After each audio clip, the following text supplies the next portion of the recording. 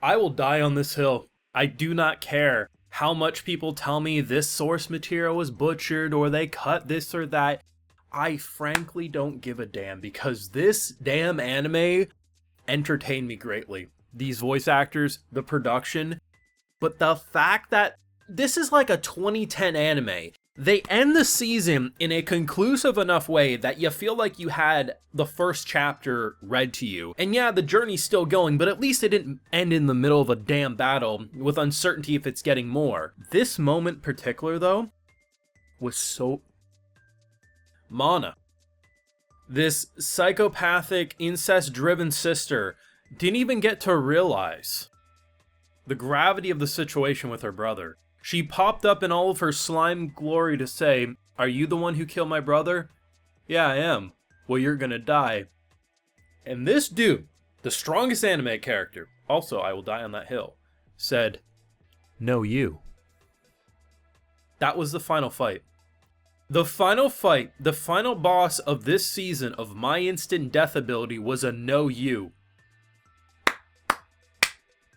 Bring Season 2. Full live reaction to this week's wonderful episode of My Instant Death ability available on my Patreon. If you want to see my full and thoughts to this or any of these fantastic episodes, it's over there if you're interested. Obviously, everyone will have their opinions, especially if you love the source material. I'm just me. That's the whole point of these videos. It's just kind of like a diary of shit I enjoy, and man, did I enjoy this show. It's interesting because from pretty much the very beginning, I talked about how I really like the look of the show. The color palette, the character designs, just, it has a vibe that I just enjoy looking. It doesn't feel generic. It doesn't, something about the show pops out to me. But it's not a Sakuga fest, like, I would never say that. And you can pick apart a lot of things even in this episode with the dragon, the 3D and stuff like that. But it's these moments that I reflect on shows I've seen even recently, where if you have a slime or a gooey mess that was Mana, usually it'd be a 3D monstrosity where you're just like, oh shit, that's just very out of place. It does not blend in with the world and environment.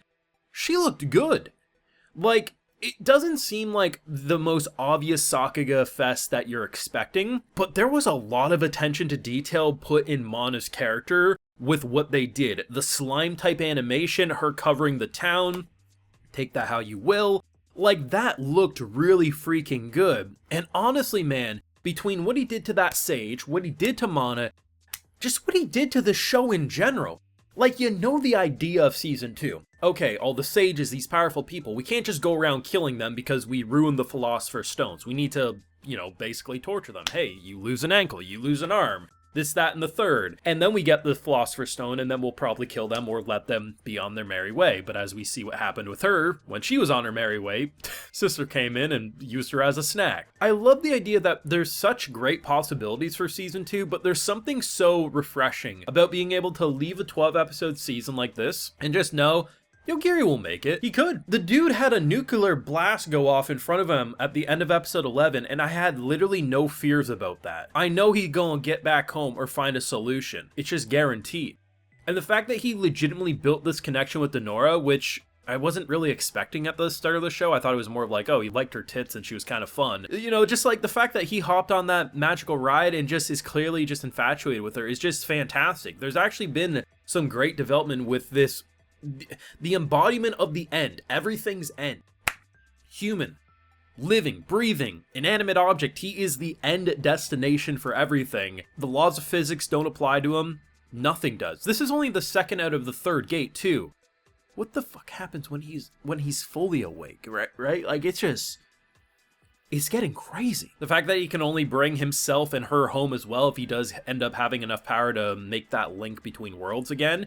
Either way though, I really enjoyed what they did. It was such a fun ending, and to see kind of, it's not like a big moment, mind you, but I appreciate an author that can actually foreshadow something. So, what was it, episode 3 or 4 when he killed that dude's eyesight? It was when they were all getting jumped. It wasn't really referenced or used much after that, but this isn't one of those isekai that just pulls things from a hat and say, now he can do this or now he can do that. Between the gates opening and his trial and error ways of doing things, he naturally got to the point that this sage could pop up and he says, no, no, no, and kills her ankle.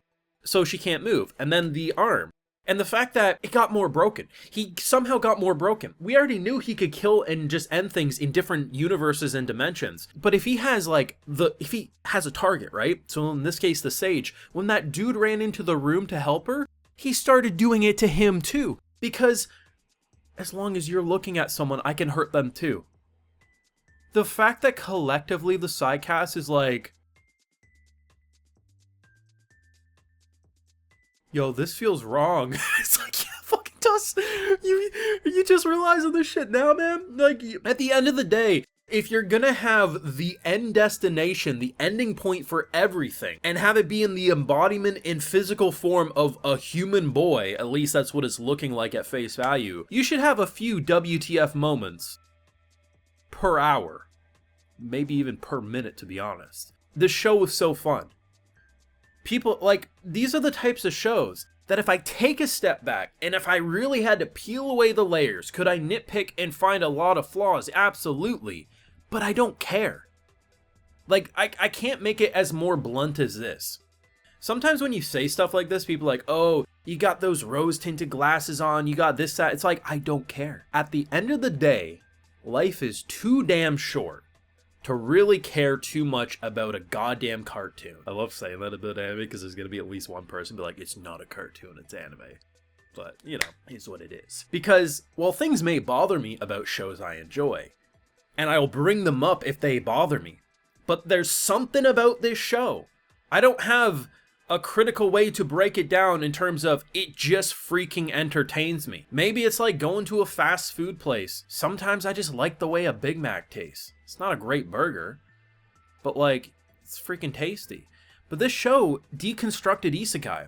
The idea of having such a simple story. Dude wants to go home and is the embodiment of the end. And every other isekai story is trying to take place, and if you get in his way, he says, no, you. That's freaking funny. I would gladly watch 10 seasons of this show. No joke. The only saving grace is you could cut and butcher a source material to the point where you would need to go anime original for it to continue. But because it's isekai, a production committee will fund more. I believe 100% we will get a season 2. But if not, somehow it just, the fates work against it. Yogiri kills the confirmation of a season 2. I still could rewatch this a dozen times and have a grin on my face. This is legitimately one of the most fun I've ever had on my many years of doing YouTube talking about a show. It just was freaking fun. Now, of course, those are my feelings. Let me know what you thought, and do you want to see a season 2? Let me know down below. Leave a like if you enjoyed, subscribe if you're new around here. Of course, ring that bell so you get notified when I upload more. And like I mentioned, we have a full live reaction over on my Patreon. Hey, while you're over there, I'll also give you a video shout out. So today we got Eds, Alunar, Ben Liu, Rachel McPhee, Devin Samuel, and Taco Tuesday. So I appreciate the support, everyone. Please take care and have a good one.